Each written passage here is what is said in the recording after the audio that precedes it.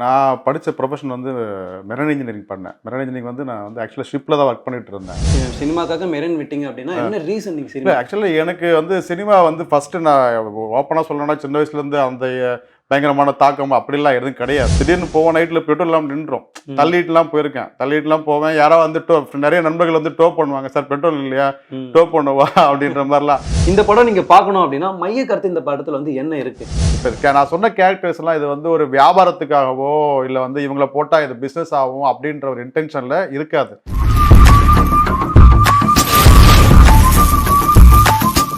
GeM TV நேயர்களுக்கு வணக்கம். நான் உங்கள் Sudhakar. Welcome to the show start today. Okay, ஷோக்குள்ள போறது முன்னாடியே வந்து ஜெம் டிவி நேயர்கள் அனைவருக்குமே தீபாவளி நல்வாழ்த்துக்களை நம்ம ஜெம் டிவி சார்பாக வந்து தெரிவிச்சுக்கிறோம். ஓகே, நம்ம கூட யார் இருக்காங்க அப்படின்னு பார்த்தீங்கன்னா நம்ம அஜய் கிருஷ்ணா சார் தான் வந்து நம்ம கூட இருக்காரு. அவர் வெல்கம் பண்ணிடலாம். வணக்கம் சார். வணக்கம். தீபாவளி உங்களுக்கு எப்படி போகுது?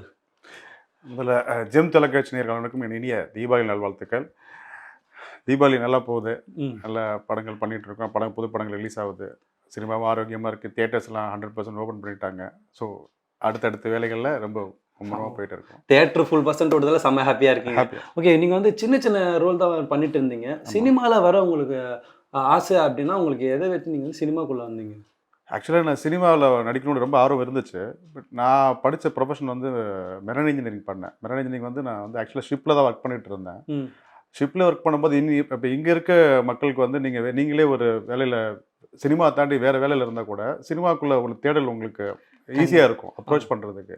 பட் என்னோட விஷயத்தில் எப்படின்னா நான் ஷிப்பில் ஒர்க் பண்ணுறதுனால அங்கே இருந்தால் அந்த வேலையை மட்டும் தான் பார்க்க முடியும்.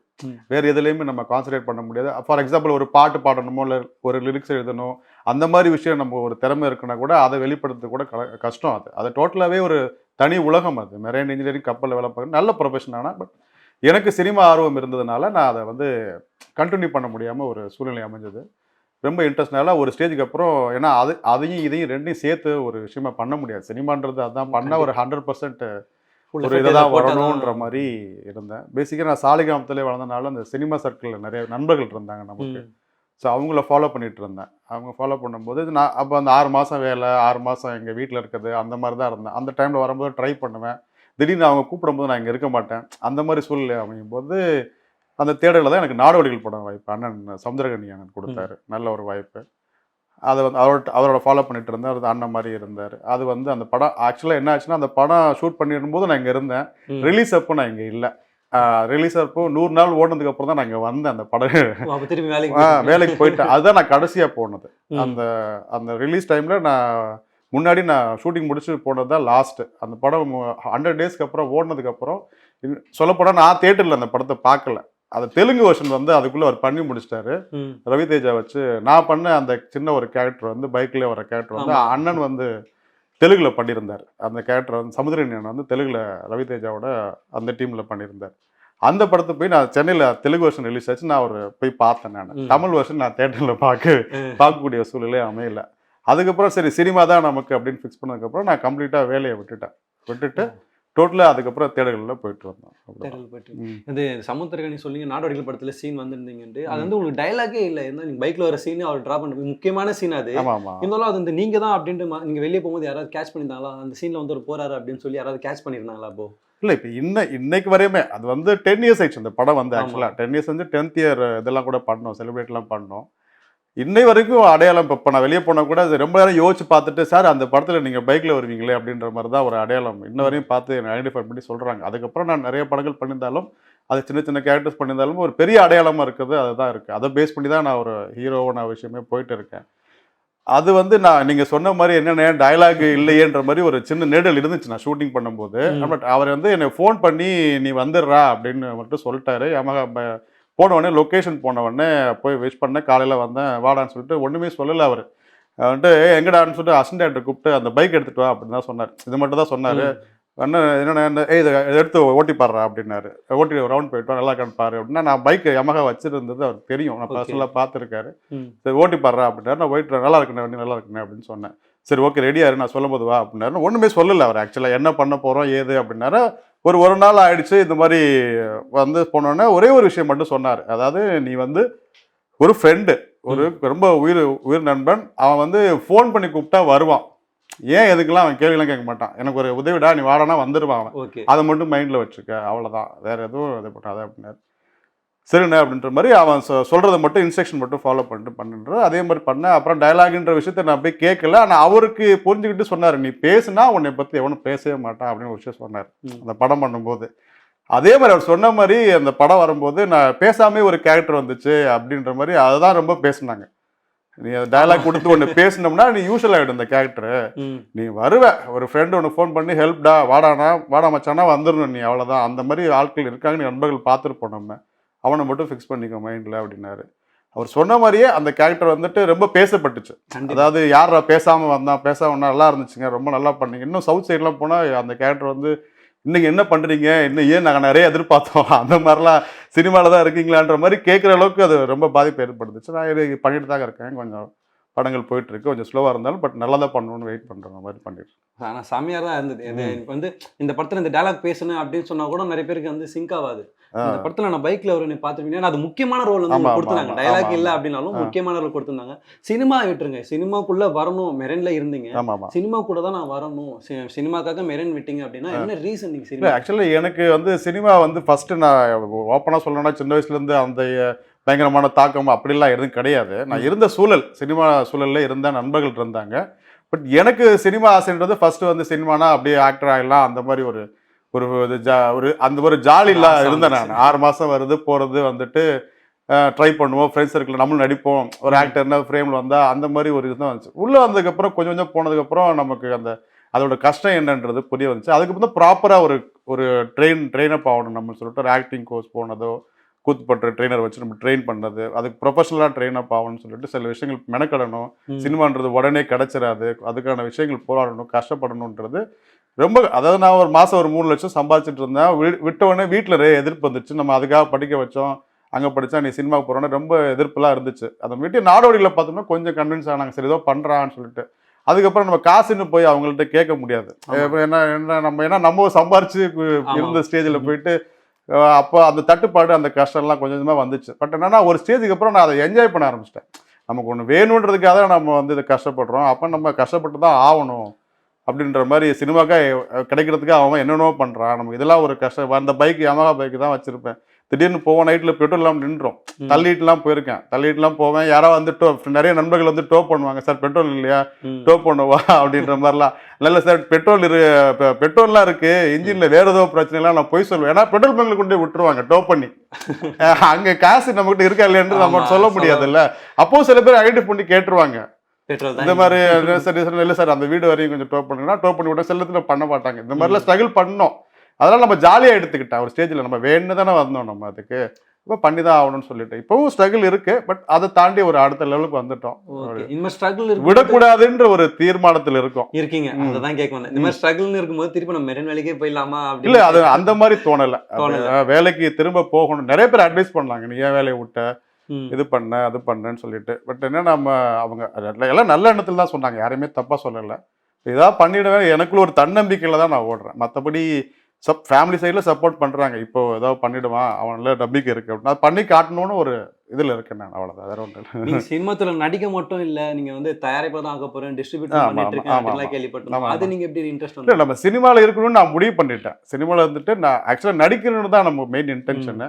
ஸோ நடிப்பு வாய்ப்புகள் நம்ம தேடிட்டு இருக்கோம். அதாவது நான் இப்போ நிறைய இப்போ சீரியல் கதாநாயகன் நடிக்கிறதுக்கும் ஆஃபர் வந்துச்சு நமக்கு. நிறையா பெரிய சீரியல்லே வந்துச்சு நமக்கு.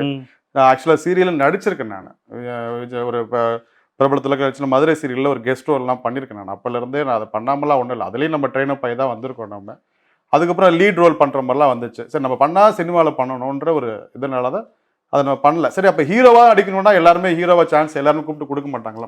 அதுக்காக மற்ற கேரக்டர்ஸ் பண்ணக்கூடாதுன்னு இல்லை, பண்ண நல்லதா பண்ணணும். ஏன்னா நம்மளை நம்பி நிறைய பேர் விட்டுருக்காங்க நம்மள, இவன் ஏதாவது பண்ணுவான், நீ இதாக பண்ண. எனக்கு ஒரு 10 பேர் வந்து நமக்கு வந்து தப்பா பேசினாலும் 2 பேராவது நமக்கு சேர்றா ஏதாவது பண்ணிடுறா, இது எப்படியா வந்துடுறான்ற மாதிரி அவங்களுக்காக நம்ம எதாவது பண்ணணும்.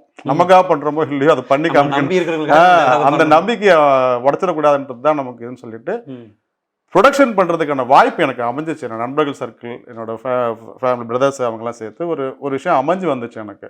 அப்போ அதனால் நம்ம ஏன் அதை யூஸ் பண்ணிக்கூடாதுன்னு சொல்லிட்டு கொஞ்சம் பயமாக தான் இருந்துச்சு. இப்போவும் அது ரொம்ப கஷ்டமான வேலை தான். ஏன்னா நடிப்பையும் வச்சுக்கிட்டு அதையும் பண்ணுறது ரொம்ப கஷ்டம் தான். இருந்தாலும் அது கதாநாயகனாக நம்ம நடிக்கிறோம், அதனால் நம்ம வெறும் கதாநாயகனாக நம்மளை ப்ரொஜெக்ட் பண்ணக்கூடாதுன்னு சொல்லிட்டு நல்ல ஒரு கதையை செலக்ட் பண்ணிவிட்டு நல்ல நல்ல நடிகர்கள் உள்ள வச்சுட்டு நம்ம அதில் ஒரு ட்ராவல் பண்ணலான்றது தான் ஒரு அமைப்பாக வந்துச்சு. அது கூடி வந்துச்சு நண்பர்கள் சர்க்கிளில் நான் இருந்த கான்டாக்ட்ஸு சினிமாலே இருக்கிறான் அது சரி அதை பேஸ் பண்ணி இன்வெஸ்டர்ஸ் தான் வந்தாங்க என்கிட்ட. அதை நான் வந்து பயன்படுத்திக்கிட்டேன். அதில் டிஸ்ட்ரிபியூஷனும் அப்படி தான் அப்படியே அது அந்த மாதிரி விஷயம் சினிமாக்குள்ளே இருக்கணும். அது நல்லதாக பண்ணணும். சினிமாவில் நிறைய வேலை இருக்குது, அதுக்காக எல்லா வேலையும் பண்ண முடியாது. ஒரு ஒரு தரமான விஷயங்கள் இருக்குது எல்லா கிராஃப்ட்லேயும். ஒரு தரமான அதை நம்ம பண்ணணும்னு தான் இருக்குது. மெயினாக நடிக்கணும்னு ஆசை தான். அதை பேஸ் பண்ணி தான் மற்ற விஷயங்கள்லாம். ஓகே, நம்ம நடிக்கணும்னா நம்மளே தயாரிச்சு ஆகணும் அப்படின்றதுக்காக. ஆமாம் ஆமாம், நம்ம நடிக்கணும் நம்ம தயாரிச்சு ஆகணும்னு இல்லை, எனக்கு அந்த சூழல் அமைஞ்சது நான் பண்ணிக்கிட்டேன். எல்லாருக்கும் அமையணும்னு சொல்ல முடியாதுல்ல, அதுக்காக அமைஞ்சதா கரெக்டாக பயன்படுத்திக்கணும்னா கரெக்டாக பயன்படுத்தினா என்ன படம் ரிலீஸ் பண்ணல, 100% தான் இருக்கு. இதை முடிச்சு நல்லபடியாக ரிலீஸ் ஆகும்போது தான் அதோட. எத்தனை படங்கள் வெயிட்டிங்ல இருக்கு நீங்க ஹீரோவா நடிச்சு? இல்லை, நான் அனுகிரகன் ஒரு படம் பண்ணியிருக்கேன். அது காப்பி ரெடி ஆகிடுச்சு. அது ஆல்மோஸ்ட் ரிலீஸ்க்கான விஷயங்கள் டிசம்பர் பிளான் பண்ணிடுறாங்க. அதுக்கப்புறம் என்னோட படம் வந்து இன்னொரு 15 days ஷூட்டிங் இருக்குது. அது போக இன்னொரு ப்ராஜெக்ட் நாங்கள் கம்பெனியில் பண்ணுறோம். அது என்ன பேர்லாம் வைக்கல. அது ஷூட்டிங் வந்து டிசம்பரில் ஷூட் பண்ணுறோம். இது ஒரு 3 படம் கதாநாயகனாக பண்ணுறேன். அது போக சிவிகே குமார் சார் கம்பெனியில் ஒரு படம் வந்து கேரக்டர் ரோல் பண்ணுறேன். ஓகே, அது நல்ல ப்ராஜெக்ட். கதாநாயகனா ஆயிட்டீங்க, திருப்பி அவர்கிட்ட போயிட்டு கேரக்டர் ரோலா பண்ண? இல்லை, அப்படிலாம் இங்கே வந்து நல்ல ரோல் இருக்கணும் நமக்கு. எனக்கு ஒரே ஒரு நம்ம அப்போ நாடுவழியில் வந்து சின்ன கேரக்டர் தானே, பேசப்பட்டது இல்லை. அது மாதிரி ஒரு அந்த கேரக்டருக்கு முக்கியத்துவம் இருக்குது அப்படின்ற மாதிரி இருந்தால் நான் நிறைய ஆடிஷன்லாம் அட்டன் பண்ணிட்டு தான் இருக்கேன். நிறைய அட்டன் பண்ணுறேன். அவங்களுக்கு பிடிச்ச நிறைய சும்மா ஏதாவது கொடுங்க தான் கேட்டேன். நான் நல்லதாக கொடுங்க. ஒன்று வந்து அவசியம் ஆகிடக்கூடாது நம்மளை பார்த்து. ஏன்னா நம்ம வந்து இப்போ இந்த கேரக்டர் ஒரு ஏதோ ஒரு சைல்டு அபியூஸ் பண்ணுறோம் அந்த மாதிரி விஷயங்கள் போனால் நம்ம கதாநாயகனை பண்ணுற இடத்துல கொஞ்சம் பாதிக்குன்னு என்னோட பர்சனல் ஒப்பீனியன். அது மாதிரி இல்லாமல் நெகட்டிவ் ரோல்லாம் பண்ணலாம். நல்ல பெர்ஃபார்மன்ஸ் ஓரியன்டாக எந்த கேரக்டர் கொடுத்தாலும் நம்ம பண்ண ரெடி, அவ்வளோதான். பாத்தீங்கன்னா நம்ம நீங்க நடிச்சதுல இப்போ கட்டம் போட்ட சட்டை அப்படின்னு சொல்லிட்டு ஒரு படம் போயிட்டு இருக்கு. அதுல ஃபுல்லாவே உங்களை சுத்தி வந்து பெரிய பெரிய எக்ஸ்பீரியன்ஸ் ஆன பிரபலம் தான் வந்து உங்க கூட நடிச்சிட்டு இருக்காங்க. அந்த எக்ஸ்பீரியன்ஸ் வந்து எப்படி இருக்கு? இல்லை, அதான் மெயினாக நாசர் சார் வந்து மெயினாக லீடாக வச்சு தான் அதை பண்ணுறோம். சந்திரனோட போர்ஷன் இருக்குது, ராதிகாமா இருக்காங்க, இது மாதிரி ஆட்கள். சிங்கமொழியான த்ரூ அவுட்டாக அவர் ட்ராவல் பண்ணுற மாதிரி ஒரு கேரக்டர். அது இது வந்து நமக்கு ஒரு எக்ஸ்பீரியன்ஸ். இது வந்து என்னென்னா அவங்க கூட இப்போ அந்த கட்டம் போட்ட செட்டுன்றது வந்து முக்கியமான ஒரு ஹீரோவாக ப்ரொஜெக்ட் பண்ணுற மாதிரி அது கதை கிடையாது. அது அவரும் ஒரு கதாபாத்திரம், எல்லா கேரக்டருக்கும் முக்கியத்துவம் இருக்கும் அப்படின்றது தான். இப்போ அவங்க கூட காம்பினேஷன் நாசர் சார் வந்து ரொம்ப ஒரு ஃப்ரெண்ட்லியான ஒரு ரொம்ப சிம்பிளான, எல்லாருக்குமே தெரியும் இண்டஸ்ட்ரியில். நான் சொல்லி தான் தெரியும்னு ஒன்றும் கிடையாது. அவர்கிட்ட நிறைய கற்றுக்கலாம். அவர் சிம்பிளிசிட்டி, அவர் கணினானு எனக்கு முன்னாடியே தெரியும். அவர் நம்ம ட்ராவல் பண்ணியிருக்கோம். அதனால அவர் எப்படிலாம் அவர் ஒரு எப்படி பெர்ஃபார்ம் பண்ணுறது சரி சொல்லி கொடுப்பாரு நமக்கு சில விஷயங்கள்லாம். இதெல்லாம் பண்ணிக்கோங்க அதுன்னு சொல்லிட்டு நம்ம அடாப்ட் பண்ணிட்டா போதும். எல்லாத்துக்கும் நம்ம ஃப்ளெக்சிபிள் ஆகிடணும். மைண்டில் வந்து நம்ம சரி நான் ரெடியாக இருக்கேன், பயப்படுறது அந்த மாதிரிலாம் கிடையாது. அவர் ஃப்ரெண்ட்லியாக இருக்கும்போது நான் பெரிய ஆக்டர் அந்த மாதிரிலாம் எதுவுமே இல்லை. ரொம்பவும் லேர்னிங் தான். நம்ம அவர்கிட்ட நிறைய கற்றுக்கிட்டோம். மற்ற ஆர்டிஸ்ட்டுமே சிங்கமொழி அண்ணன் வந்து அவர் காமெடி வந்து பயங்கர டைமிங்.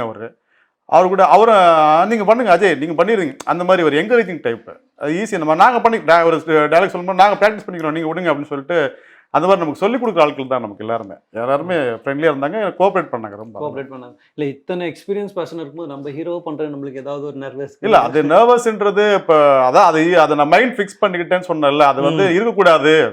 நம்ம அந்த நர்வஸ்னஸ் இருக்கக்கூடாது, நம்ம போனோடனே புதுசு மாதிரி காட்டிக்கூடாதுன்ற மாதிரி ஒரு விஷயம் இருந்தது. அதுக்கேற்ற மாதிரி அவங்களும் நமக்கு கோஆப்ரேட் பண்ணி யாராவது ஒருத்தர் வந்து என்னப்பா பண்ற அப்படின்னு கேட்டால் தான் அந்த டயர்ட்னஸ் நமக்கு வந்துடும். அது வரக்கூடாது அப்படின்றது ஒரு இருந்தது. அது கொஞ்சம் இனிஷியலாக இருந்து நீங்கள் சொன்னது இல்லாமலாம் இருக்காது யாருக்கும், அது இருந்தது. பட் அதை தாண்டி சில விஷயங்கள் போக போக ஒரு 2-3 நாளுக்கு அப்புறம் அது சரியாயிடும். எல்லாரும் ஃப்ரெண்ட்லி ஆகி ஒரு டீமாக ஃபார்ம் ஆனதுக்கப்புறம் ஜாலியாகிடும். இப்போ பார்த்தீங்கன்னா நம்ம ஹீரோவா போன்றோம் அப்படின்னா எல்லாருமே அக்செப்ட் பண்ண மாட்டாங்க. யாராவது ஒருத்தர் டிசப்பாயிண்ட் பண்ணுவாங்க, இவர்லாம் ஹீரோவா, இதோட எவ்வளோ பேசலாம் நல்ல பேசலாம் இருக்கு அப்படின்லாம் வந்து கண்டிப்பா எல்லாருமே கேட்பாங்க. அந்த மாதிரி உங்களுக்கு யாராவது கேட்ட காது இல்லாமையும் இல்லை பின்னாடி பேசி ஏதாவது அனுபவம் இருக்குங்களா? இருக்கு. எப்படின்னா நீ வந்து இப்போ எனக்கு வந்து இவெல்லாம் ஹீரோவான்னு அப்படி யாரும் கேட்டல. நம்ம ஹீரோ அடிக்க நிறைய பேர் தெரியாது. சினிமாவை தாண்டி நண்பர்கள் சர்க்கிள் தெரியும், படம் வந்தால் தானே ஆடியன்ஸ் பாயிண்ட் ஆஃப் வியூல தெரியும். பட் என்னன்னா இவனுக்கு தேவையில்லாத வேலை இது. ஒழுங்கா ஒரு வேலை பார்த்துட்டு இருந்தா அதை விட்டுட்டு எதுக்கு இதெல்லாம் தேவையில்லாத வேலை பாருங்க. ஏதாவது நம்ம ஒரு உதவியா போனா கூட அதை வந்து மறைமுகமா பேசுவாங்க. அதனால தான் இப்போ ஃபினான்ஷியல் நம்ம ஒரு கொடுக்குற ஸ்டேஜ்ல இருந்து நம்ம யாராவது கடனா வாங்க போற ஸ்டேஜ் போனால் அது ரொம்ப வழியா இருக்கும். அந்த ஸ்டேஜ் நம்ம கொண்டு வந்துருச்சு சினிமா ஒரு ஸ்டேஜ்ல. அப்படிதான் இருந்தோம் நம்ம. அப்போ வந்து அது கண்டிப்பா கேட்பாங்க. நீங்க ஃபேமிலியா இருந்தாலும் சரி, அவங்க கேட்கறது தப்பு கிடையாது. ஆக்சுவலா நமக்கு தெரியும் நான் அதான் பண்றேன்டா, உனக்கு தேவையில்ல 3 லட்சம் 4 லட்சம் சம்பளம் வாங்கிட்டு இருந்தேன், தேவையில்ல இப்போ கஷ்டப்படணும்னு அவசியமா அப்படின்ற போது அது கேட்பாங்க. அப்ப பின்னாடி அதை பேசதான் செய்வாங்க. வேலையை விட்டு இப்படி பண்ணிட்டு இருக்காங்க, அவ்வளோ பண்ணோன்றது. அதையும் தாண்டி நம்ம அதை ஜெயிச்சு காட்டினாதான் அதோட விஷயங்கள் இருக்கு எல்லாருக்கும் புரியும். புரிய வரும். ஓகே, நம்ம ஹீரோ பத்தில அதுவும் கேட்கல. ம். ப்ரொஃபஷனல் வந்து நம்ம ஏன் இந்த நல்ல வேலையை விட்டுட்டு இந்த வேலைக்கு போயிட்டான் அப்படின்ற மாதிரி தான் இப்ப ஆமா, கேஸ். வேலை சினிமான்றது எல்லாரும் மோகம் அப்படின்னு ஆக்சுவலா உண்மையை போனா நான் சினிமா மோகத்துல தான் வந்தேன். நான் அது கண்டிப்பா. உண்மையை சொல்லணும். சினிமா மோகம் இல்லாம உள்ள வந்ததுக்கு அப்புறம் தான் நம்ம வந்து அதோட கஷ்டங்கள் தெரிஞ்சு சரி விட்டுறக்கூடாது, நம்ம ஒரு பண்ணிருன்னு சொல்லிட்டு அதுக்கான விஷயங்கள் பேசிக்கான விஷயங்கள் தெரிஞ்சுக்கிட்டு கண்டிப்பா நீங்க ஒரு பெரிய ஹீரோவா சாதிப்பீங்க. பேசுற எல்லாரும் அந்த வாயை அடைச்சிருவாங்க. சரி சரி. ஓகே, ஃபியூச்சர் ப்ராடக்ட்ஸ்ல என்னென்ன போயிட்டு இருக்கு உங்களுக்கு? அதான் இப்ப நம்ம படம் முடிக்கணும், 17 days ஷூட்டிங் இருக்கு. ம். அதுக்கப்புறம் அது இன்னொரு படம் ஒன்று பேசியிருக்குன்னு சொன்னல, அது நல்ல ப்ராஜெக்ட். அது ஹீரோவா தான். ஹீரோ தான் பண்றோம், அதை பண்றோம். வெளிய கம்பெனில 2 படம் பண்றேன், அதை சிவகுமார் ஒரு படம் பண்றேன். இது வந்து யார்ட்டையும் கேட்க மாட்டாங்க. நான் வந்து உங்கள்ட்ட ரிக்வெஸ்டா கேட்கறேன். இந்த படம் வந்து நான் வந்து நிறைய படங்கள் வந்து இப்போ ரிலீஸ் ஆயிட்டு இருக்கு. வருஷத்துக்கு நிறைய படங்கள் ரிலீஸ் ஆகுது. இந்த படம் நீங்க பார்க்கணும் அப்படின்னா மைய கருத்து இந்த படத்துல வந்து என்ன இருக்கு, இந்த படம் போய் பாருங்க அப்படின்னா நீங்க மைய கருத்தை என்ன சொல்லுவீங்க? இல்லை இப்போ இது எல்லா படம் நடிக்கிறவங்க, தயாரிக்கிறவங்களோ இல்லை டைரக்ட் பண்ணுறவரோ இல்லை ஒரு ஹீரோவாக நடிக்கிறவனோ எல்லாருமே அவங்க படத்தை வந்து நல்ல படம் தான் சொல்லுவாங்க ஜென்ரலாகவே. அது மாதிரி வந்து நானும் என் படத்தை வந்து தப்பான ஒரு படம் அப்படின்னு சொல்ல வாய்ப்பு இல்லை.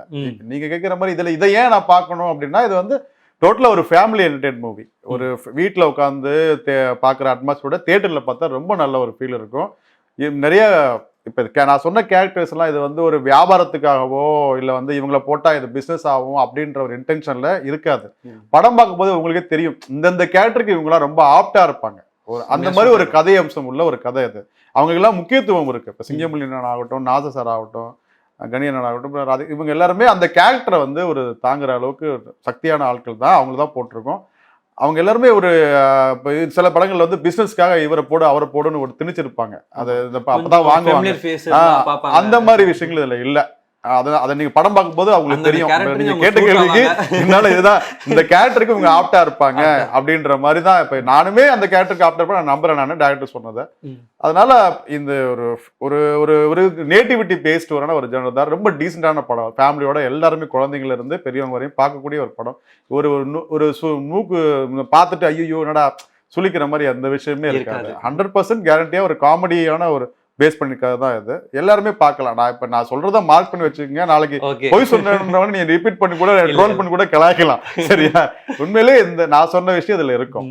இந்த படத்துல வந்து நாசா சார் வந்து நடிச்சிருக்கான்னு சொல்லுங்க. அவங்களோட எக்ஸ்பீரியன்ஸ் வந்து நீங்க கூட இருக்கும்போது எப்படி இருந்தது? இல்ல அதான் அவர் வந்து நம்மள புது பையன் மாதிரி ட்ரீட் பண்ணவே மாட்டார். அவர்கிட்ட நம்ம ஃபர்ஸ்ட் போகும்போது வந்துட்டு நீ புதுசு நான் சீனியர் அந்த மாதிரிலாம் அவர்கிட்ட இல்ல. அவர் வந்து ஒரு ரொம்ப டவுன் டு எர்த் பர்சன். அவர் மற்ற எல்லாரோடையும் நம்ம வந்து சார் வந்துட்டு அவர் அங்கேயே படிச்சுட்டு இருப்பாரு. சார் ஷார்ட் அடினா உடனே எங்கேயும் போய் தேட வேண்டிய சூழ்நிலை இருப்பார். அந்த மாதிரிலாம் இருக்க மாட்டார். ஷார்ட்டுக்கு முன்னாடியே ரெடியாக வந்து நிற்பார் மேக்கப் போட்டு. ஒரு சினிமாவை ரொம்பவும் நேசிக்கக்கூடிய ஒரு லவ் பண்ணுற ஒரு ஆளுன்றது எல்லாருக்குமே தெரியும். அதை நம்ம கேள்விப்பட்டு நான் கண்ணால் பார்த்தேன். அதை மற்றவங்க மாதிரி அவர் இது பண்ண முடியாது. அவருக்கு என்னவோ அவரோட கேரக்டர் பெர்ஃபார்ம் பண்ணுவார். நமக்கு ஏதாவது தெரியலாம் கூட அதை பேலன்ஸ் பண்ணி ஒரு ஒன் மோர் போது நம்ம புது பையன் இவன் வந்து சின்ன தப்பாயிடுச்சு அப்படின்னா கூட அதை வந்து ஒரு என்னடா அப்படின்ற மாதிரி டென்ஷன் ஆகியோ அந்த ஒரு இதெல்லாம் இருக்காது அவர்கிட்ட. வெயிட் பண்ணி பரவாயில்ல நீங்க பண்ணுங்க, அது நமக்கு என்ன ஒரு என்கரேஜ் டைப் அவரு. அந்த மாதிரிதான் அவர் சைட்ல தப்பானா கூட அவர் நம்மகிட்ட சாரி அப்படின்னு அந்த மாதிரிலாம் அவரும் அவ்வளோ இதுவான ஆள். அவர்லாம் நிறைய கத்துக்கணும். அவர்லாம் நம்ம சினிமாவை ஆசைப்படுறது மட்டும் இல்லை, இதெல்லாம் நிறைய இருக்குன்றது அவர் ஒரு ஸ்கூல் மாதிரி தான். அவர்கிட்ட இருந்து எடுத்துக்கணும். ஒரு உதாரணம் தான். ஓகே, படத்துல வந்து பாத்தீங்கன்னா சிங்கம்புலி அண்ணா நடிச்சிருக்காரு. அவர் வந்து ஒரு பெரிய டைரக்டர். இப்போ வந்து பிளஸ் காமெடினாவும் பண்ணிட்டு இருக்காரு. இந்த படத்துல வந்து அந்த டைரக்டர்ன்றது ஏதாவது இடத்துல காட்டியிருக்காரா இல்ல ஃபுல்லா காமெடினாவே போயிட்டாரா? இல்ல அவர் டைரக்டர்ன்றது வந்து கதையை கேட்டுட்டு அவர் வந்து ஃபர்ஸ்ட் ரொம்ப அவரோட கேரக்டர் தான் ரொம்ப ரசிக்கிற மாதிரி த்ரூ அவுட்டா இருப்பாரு. அந்த முன்னாடி சொன்ன மாதிரி சிங்கம்புலின்றது ரொக்கப்புலின்னு ஒரு கேரக்டர் அவரோட பேர் படத்துல. ரொக்கப்புலின்ற கேரக்டருக்கு சிங்கம்புலின்னு தான் கேரக்டா இருப்பாரு. மற்ற காமெடியன்ஸை போடலாமான்னா அதை திணிச்சது மாதிரி இருக்கும். நீங்க படம் பார்த்தா இதையும் நீங்க உணருவீங்க. அந்த அளவுக்கு பெர்ஃபார்ம் பண்ணிருப்பாரு. அதே மாதிரி நீங்க சொல்ல மாதிரி அவரோட டேரக்டர் அந்த மாதிரி விஷயம்லாம் அதை நம்ம படம் பண்ற டேரக்டர் சொல்றது டயலாக்ஸ் அதையும் நிறைய இம்ப்ரூவைஸ் பண்ணுவார். செம்ம பயங்கரமான ஒரு பாடி லாங்குவேஜ் அவர்கிட்ட இருக்கும். நீங்க நிறைய படத்துல பண்ணிருப்பாரு. அவரோட வாய்ஸே வந்து ஒரு மாடுலேஷனே ரொம்ப பெக்யூலரா இருக்கும். அது வந்து அந்த ஸ்லாங் வேற பேசியிருக்காரு. திருநெல்வேலி ஸ்லாங்ல தான் படம் பண்ணிருக்கோம். அது ரொம்பவும் இன்ட்ரெஸ்டிங். அவரோட போர்ஷன் படம் ஃபுல்லா வரும். என்னோட காம்பினேஷன் இருக்கு. என்னைய அவரும் ஒரு நக்கல் பண்ற மாதிரி தான் இருக்கும். அவரும் என்னை நான் அதாவது மைனஸா இருந்தா கூட அவரோட சீன் நல்லா வரும், நம்ம சீன் நல்லா வரணும்ன்றது இன்டென்ஷனை வச்சுட்டு நீங்கள் நான் நடிக்கிறேன்னா நான் மட்டும் நடிச்சா பத்தாது, அந்த சீன் நிக்காது. கூட நடிக்கிற ஆளும் நல்லா பண்ணாதான் அது வந்து இருக்குன்றது அந்த எக்ஸ்பீரியன்ஸான ஆட்கள் தான் அது புரியும். அது நான் மட்டும் பண்ணிட்டேன்னா சரி ஓகேடா இல்லடா அது இல்லைன்றத அதை வந்து அவங்க நம்ம கிட்ட இருந்து வாங்கிக்கணுன்றத ரொம்ப ஃப்ரெண்ட்லியா ஜாலியா பேசி அவர் நம்ம கிட்ட எடுத்துக்கிட்டாரு. ரொம்ப அழகான ஒரு காமெடியன், ரொம்ப அதீதமான திறமை உள்ள ஒரு ஆர்டிஸ்ட் அவர். சிங்கமணி அண்ணன் அவர் நான் பார்த்ததில்ல, பர்சனலா பார்த்ததில்ல. நான் சொல்றேன், அவ்வளோ பாடி லாங்குவேஜ் அவ்வளோ வரும் அவர்கிட்ட. இப்படிலாம் பண்ண முடியுமா அப்படின்ற மாதிரி ரொம்ப வியப்பு. ஷூட்டிங் ஸ்பாட்டை தவிர ஷூட்டிங் பின்னாடி அவர் ஏதாவது உங்களுக்கு ஏதாவது நிறைய நக்கல் பண்ணாரு. இப்ப மானிட்டர்ல உட்கார்ந்துட்டு இருக்கும்போது அவர் வந்து ஒரு நிறைய விஷயங்களை ஆட்டை போடுற மாதிரி தான் ஒரு விஷயம் வந்து அதுல இருக்கும். அவர் போய் சொல்லி ஏமாத்துறது அந்த மாதிரி காமெடி தான் போயிட்டு இருக்கும். ஒரு பில்லு பொய் கணக்கு எழுதுற மாதிரி தான் இருக்கும். மானிட்டர் பண்ணிட்டு இருக்கும்போது கிண்டல் பண்ணுவார், பார்த்தீங்களா இந்த மாதிரி ரொக்கப்புள்ளி நீங்கள் வந்து ரியல் லைஃப்ல நிறைய பேரை பார்த்துருப்பீங்க, இந்த மாதிரிலாம் இருப்பானுங்க, அந்த மாதிரிலாம் நக்கல் பண்ணுவார். எல்லாரையும் ஓட்டிட்டு இருப்பாரு, செட்டில் ஜாலியாக இருப்பார். எந்த ஒரு அவர் இருந்தால் ஒரு பீஸ்ஃபுல்லாக இருக்கும், அது கலகலன்னு இருக்கும். ஸ்கிரிப்டுக்கு ஏற்ற மாதிரி அவரும் கலகலன்னு இருப்பார். ஒரு மூடா ஒரு டீம் நல்லா இருந்தால் தான் அந்த படம் ட்ராவல் பண்ணுறது நல்லா இருக்கும். அந்த மாதிரி ஒரு டீம் அது அப்படிதான் இருக்கும்.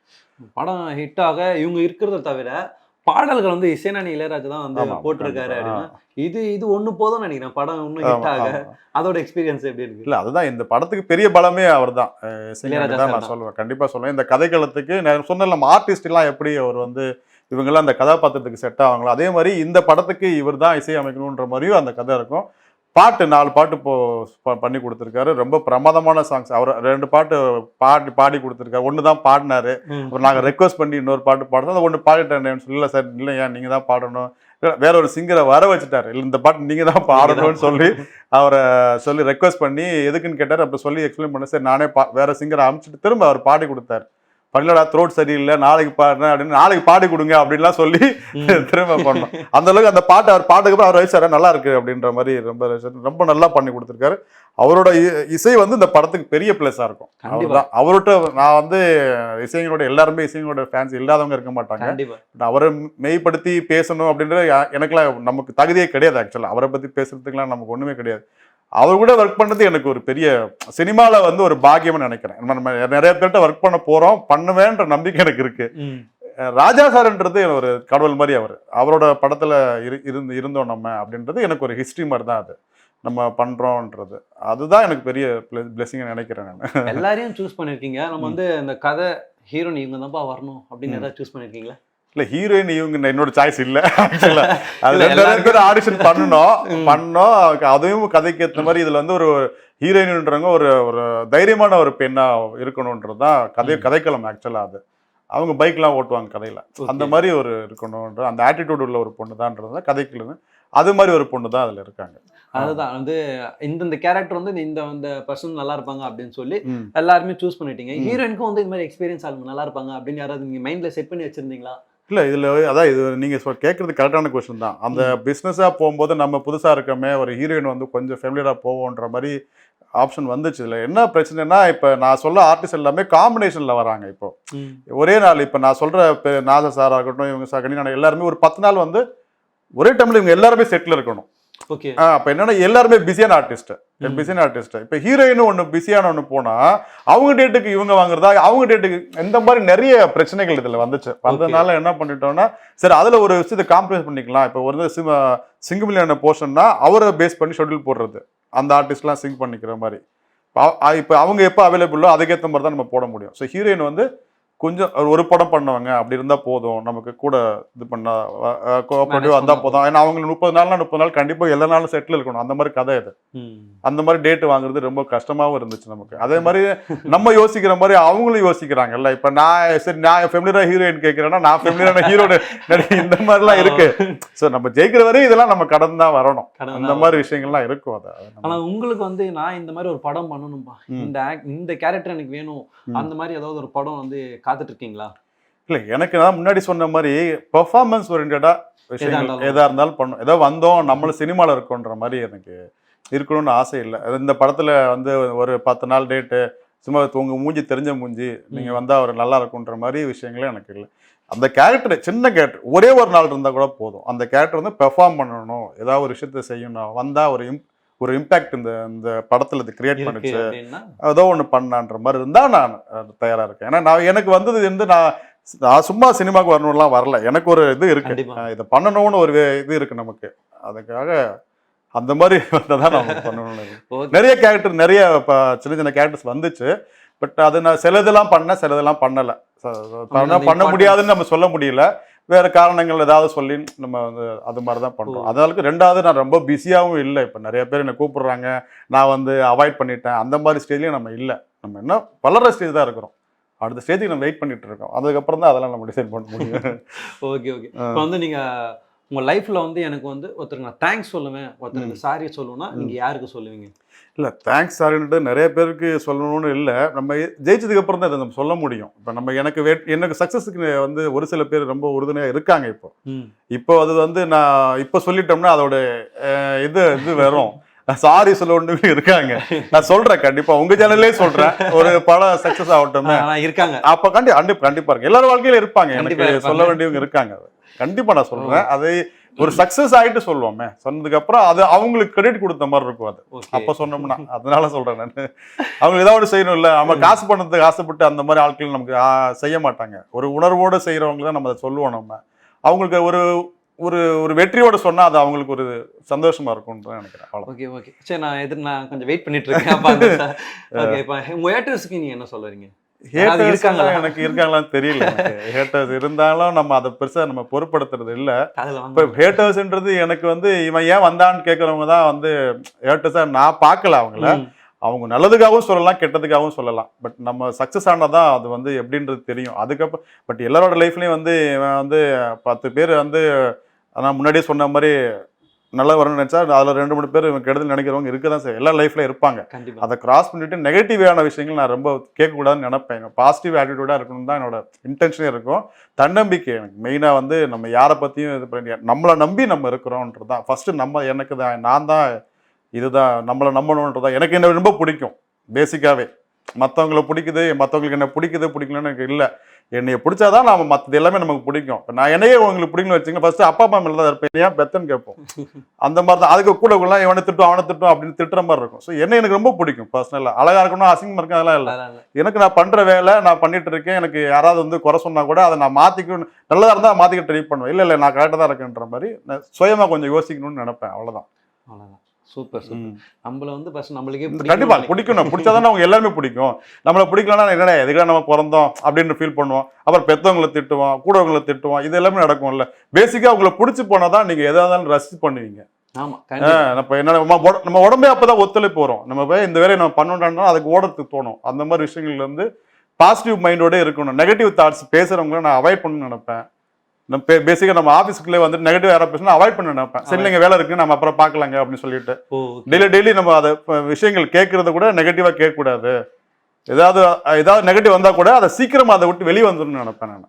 சரி, ரொம்ப சீக்கிரம் ரொம்ப நேரம் அதில் ட்ராவல் பண்ணணும்னு நினைக்க மாட்டேன். அந்த மைண்டை நம்ம டயர்ட் பண்ற விஷயங்கள் நம்ம ரொம்பவும் நான் என்கரேஜ் பண்ண மாட்டேன். அதுதான். இப்போ லவ் யூனா நீங்க யாரும் சொல்லுவீங்க?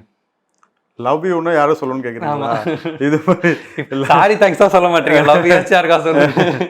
லவ் யூனா என்னை சினிமாவில் ஜெயிக்கணும்னு நினைக்கிறேன் என்னோட நண்பர்கள், என்னோட ஃபேமிலி மெம்பர்ஸ் எல்லாருக்குமே லவ் யூ தான். என்னோட வெல் விஷஸ் இருக்காங்க. சில ரொம்ப பேருன்னு சொல்ல மாட்டேன், ஒரு குறிப்பிட்ட மனிதர் இருக்காங்க. அவளை ரொம்ப லவ் பண்றேன், ரொம்ப நேசிக்கிறேன். எல்லாருக்கும் நான் சொல்றேன். கண்டிப்பா. ஓகே, இவ்வளோ நேரம் கேட்ட எல்லா கேள்விகளுக்கும் ரொம்ப அழகாகவும் சிரிச்சின்னு பதில் சொன்னதுக்கு ரொம்ப ஈஸியா கேட்டீங்க. ரொம்ப நன்றி. உங்களுக்கும் தீபாவளி நல்வாழ்த்துக்கள். தீபாவளி நல்வாழ்த்துக்கள். எல்லாரும் எங்களை மாதிரி வளர்ந்து வரும் கலைஞரை நீங்களாம் ஆதரிக்கணும். படங்களை வந்து தியேட்டரில் பார்க்கணும். தியேட்டர் திரும்பவும் வந்து ஓப்பன் ஆயிடுச்சு. ஓடிடி பிளாட்ஃபார்ம் இருக்கு. எதில் வந்தாலும் அதை முறைப்படி படுத்து கலைஞர்களை எங்களை மாதிரி நான் கஷ்டப்பட்டு தான் வேற வேலையை விட்டு தான் நாங்கள் வந்திருக்கோம். இருந்தாலும் சினிமா நேசி தான் பண்ணுறோம். சினிமான்றது ரொம்ப நல்ல ப்ரொஃபஷன். நான் பேசிக்கலாக இன்ஜினியரிங் படித்தாலும் நான் சினிமாவை நேசிக்கிறேன். நான் அதுக்காக நான் படித்த வேலையும் தப்புன்னு சொல்லலை. அதுவும் நல்ல வேலை தான். சினிமாவை தப்பாக பேசுகிறவங்கள நான் வந்து இப்போ முதல்ல சொன்ன மாதிரி நெகட்டிவாக பேசுகிறவங்கள நான் அவாய்ட் பண்ணி வச்சு தான் பார்க்குறேன். ரெண்டாவது, எல்லா ப்ரொஃபஷன்லையும் நல்லது இருக்குது, கெட்டது இருக்குது. அதே மாதிரி சினிமாவிலையும் நல்லது இருக்குது, கெட்டது இருக்குது. நீங்கள் நல்லதை மட்டும் எடுத்துக்கங்க. எல்லா தொழிலை சார்ந்து சினிமானா இப்படி அது இப்படின்றத பேசுகிறத அவாய்ட் பண்ணிவிட்டு படம் பார்த்து ரசிக்கிற மாதிரி சினிமா கலைஞரையும் ரசிங்க. அவங்களையும் எங்களை மாதிரி வளர்ந்து வரும் நடிகளுக்கு ஆதரவு கொடுங்க. ரொம்ப நன்றி. விளையாட பார்த்து தேங்க்யூ ஸோ மச். இவ்வளோ நேரம் நான் கேட்ட கேள்விக்கு எல்லாத்துக்குமே வந்து நம்ம அஜய் சார் வந்து ரொம்ப அருமையாகவும் தெளிவாகவும் சிரிச்சுக்கிட்டே பதில் சொல்லிட்டாரு. அடுத்த ஷோவில் அடுத்த ஸ்டாரோட நான் வந்து உங்களை மீட் பண்ணுறேன். ஆண்டர்லிங் சைனிங் ஆஃப் விஜய் சுதாகர்.